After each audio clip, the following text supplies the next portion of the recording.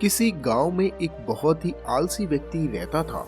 जो बिना किसी मेहनत के अपना जीवन चलाना चाहता था।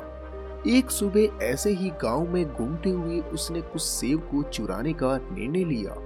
और जैसे ही उसने ये कोशिश की तो किसान ने उसे देख लिया और वो आलसी व्यक्ति घबराकर पास के एक जंगल में जा छिपा। उस जंगल में चलते चलते उसने एक बूढ़े भेड़िए को देखा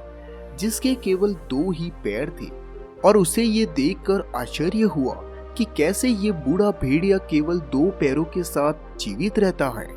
कैसे ये अपने लिए खाना ढूंढता होगा और कैसे ये अपने आप को दूसरे जानवरों से बचाता होगा।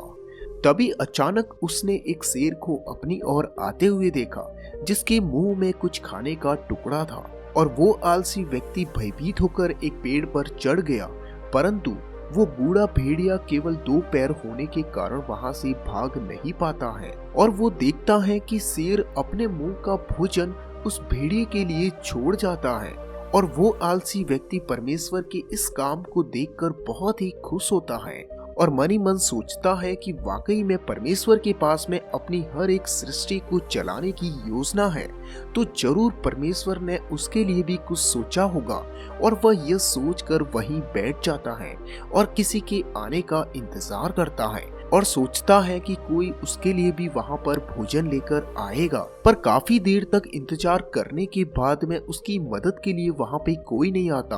और तब वो वहां से चला जाता है और रास्ते में उसकी मुलाकात एक साधु महात्मा से होती है और वो सारी बातें उन साधु महात्मा को सुनाता है और उनसे पूछता है, परमेश्वर ने उस अपंग भेड़िए पर तो अपनी दया दिखाई, पर मुझ पर अपनी दया क्यों नहीं दिखाई। तब साधु महात्मा उस आलसी लड़के से कहते हैं कि यह सच है कि परमेश्वर के पास में सबके लिए कोई न कोई योजना जरूर है और तुम्हारे लिए भी जरूर होगी, पर हम सभी परमेश्वर के पुत्र हैं और तुमने परमेश्वर को गलत समझा है और परमेश्वर ये नहीं चाहते कि तुम उस बूढ़े अपंग भेड़िए की तरह बनो, जबकि परमेश्वर ये चाहते हैं कि तुम उस शेर के समान बनो जो दूसरों की जरूरत को पूरा कर सके। और कभी कभी हम अपने जीवन में परमेश्वर के कुछ इशारों को गलत रूप से समझ लेते हैं, लेकिन परमेश्वर हमें जो बताना चाहते हैं हमें उसे सही रूप से समझना चाहिए।